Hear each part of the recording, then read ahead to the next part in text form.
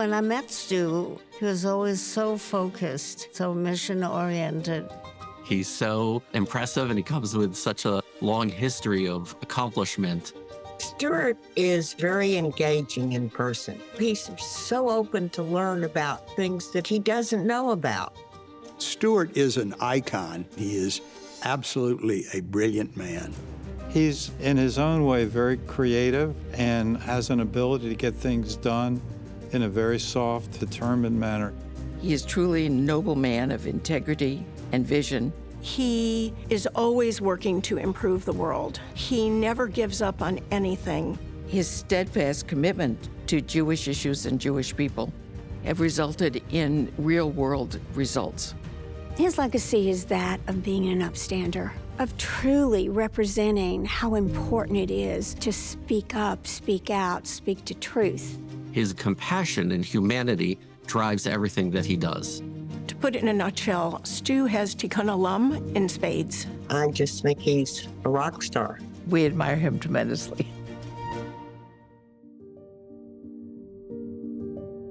I grew up in Atlanta, Georgia.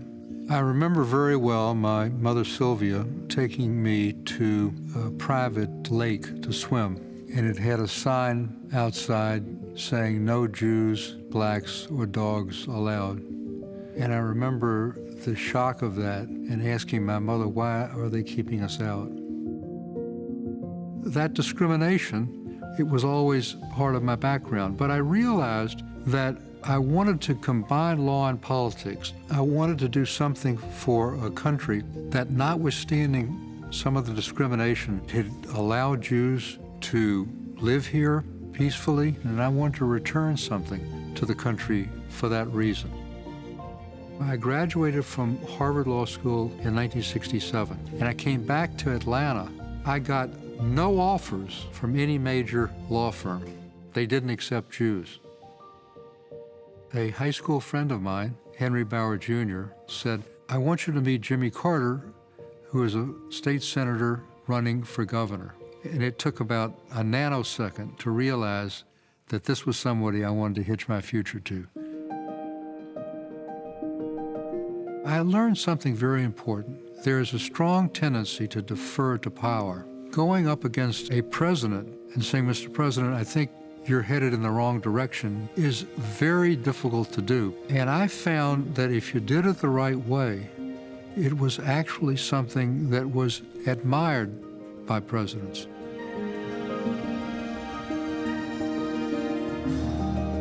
In the Humphrey presidential campaign in 1968, a co-worker named Arthur Morse had just published a path-breaking book, and it was an expose on what President Roosevelt and his administration knew about the genocide of the Jews and failed to act on. And I said to myself, literally at 25 years old, I want to try to remove this cloud from the otherwise glorious history of the United States. And I wrote a memorandum in April of 1978 proposing the creation of a memorial to Holocaust victims. I helped draft the legislation, and a unique institution was created.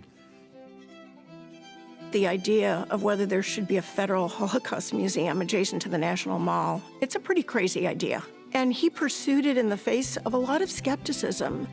And I think now we are sitting here, the museum's been open for 30 years, and obviously he's been proved over and over again to be exactly right in the vision he had for the museum. It's taking the lessons of the Holocaust to show not just what happened, but why did it happen, to make sure that future genocides don't occur, to make sure that people understand that all forms of hate are terrible.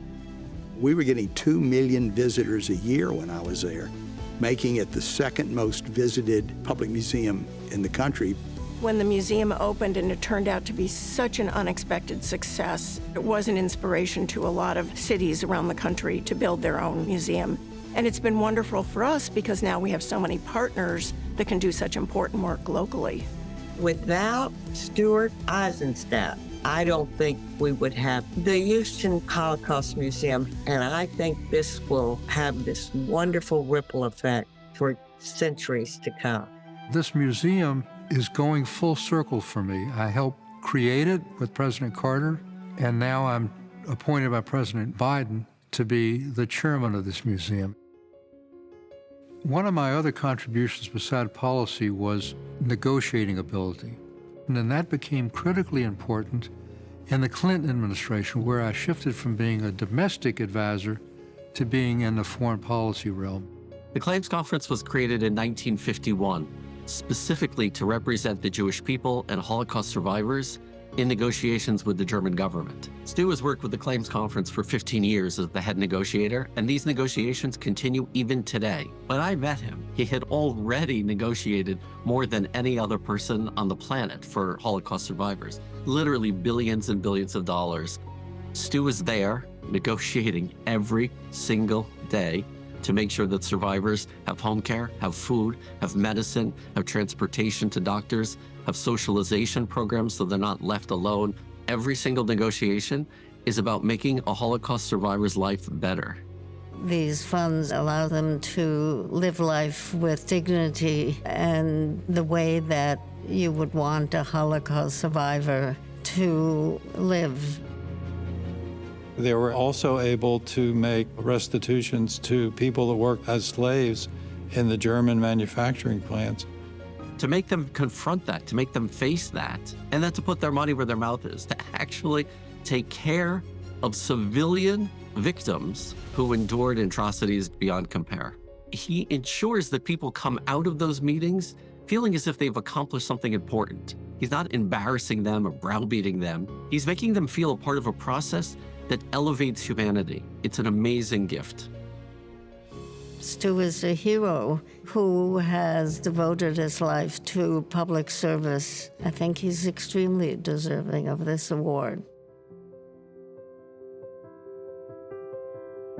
Moral courage is doing the right thing in the face of a lot of resistance and skepticism, and doing the right thing when you can fail. Stu once told me a very interesting story about growing up in Atlanta in the segregated South, being on a bus and having an elderly Black woman get on the bus and having an urge to get up and give her his seat. And yet he knew that was violating the law. He didn't do it, and he felt terrible guilt about it after that. It drove him to devote his life to pursuing justice for all people, to having moral courage, and shape and enhance our shared humanity. One of the reasons that I'm so proud of receiving this LBJ award is because my first job after Harvard Law School was in the Johnson White House. And working with a president who was such a great advocate for the poor, for minorities, this really infused in me in my youth a tremendous passion for helping the disadvantaged. You can't do it all. The world is not a perfect place. You simply hope you began the process of making it a little bit better.